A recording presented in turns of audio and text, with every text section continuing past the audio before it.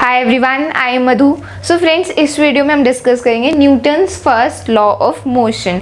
It is a sub topic of the chapter force and laws of motion. So today's topic is Newton's first law of motion. जो ये law है ये Isaac Newton ने state किया था, इसीलिए इसको Newton's first law of motion बोलते हैं। So this law says a body at rest will remain at rest and a body in motion will continue in motion in a straight line with uniform speed unless it is compelled by an external unbalanced force to change its state। तो अब ये जो law है ये हमें क्या कहता है कि अगर कोई ऑब्जेक्ट है और वो रेस्ट पे है तो वो रेस्ट पे ही रहेगा जब तक उस पर कोई एक्सटर्नल फोर्स अप्लाई नहीं होती। फॉर एग्जाम्पल, अगर यहाँ पे मान लो कोई टेबल है और उस पर कोई भी ऑब्जेक्ट रखा हुआ है, फॉर एग्जाम्पल एक बुक रखी हुई है, ओके कोई बॉक्स ही रखा हुआ है, anything is lying on the table और वो रेस्ट पे है, तो वो जो ऑब्जेक्ट है वो अपनी पोजीशन को चेंज नहीं करेगा। It will not change it's state. अभी यहाँ पे ये रेस्ट पे है तो ये मोशन में नहीं होगा जब तक इस पे कोई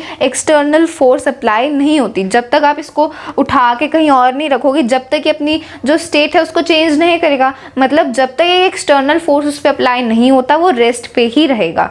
ओके, और जो अगर कोई ऑब्जेक्ट मोशन में, मतलब एक यूनिफॉर्म स्पीड पे एक स्ट्रेट लाइन में अगर कोई ऑब्जेक्ट मूव कर रहा है, अगर यहाँ पे मैं सारे फोर्सेस को we have to neglect all the forces. For example, अगर कोई यहाँ पे स्ट्रेट रोड है, we are having a straight road और एक व्हीकल मूव करे, for example any vehicle, car और bus, anything is moving on this straight road, और यहाँ पे ग्रेविटेशनल फोर्स, फ्रिक्शन, इन सबको मैं नेग्लेक्ट कर रही हूँ, अवॉइड कर रही हूँ। तो यहाँ पे जब ये ऑब्जेक्ट एक यूनिफॉर्म स्पीड में, एक सेम स्पीड में, एक स्ट्रेट लाइन में जा रहा है तो वो मोशन करता ही रहेगा। It will keep on moving जब तक उस पर कोई दूसरा एक्सटर्नल फोर्स अप्लाई नहीं होता। और वो एक्सटर्नल फोर्स क्या हो सकता है? फॉर एग्जाम्पल, अगर ड्राइवर ने ब्रेक्स लगा दी, तो अगर ड्राइवर ने ब्रेक्स लगा दी तो वो जो व्हीकल है वो वहीं पे स्टॉप हो जाएगा, मतलब यहाँ पे एक एक्सटर्नल फोर्स लगा है। अगर मान लो यहाँ पे टूटा हुआ खराब सा रोड आ गया तो फ्रिक्शन हो जाएगा, then also it will stop, क्योंकि जब यहाँ पे तो उस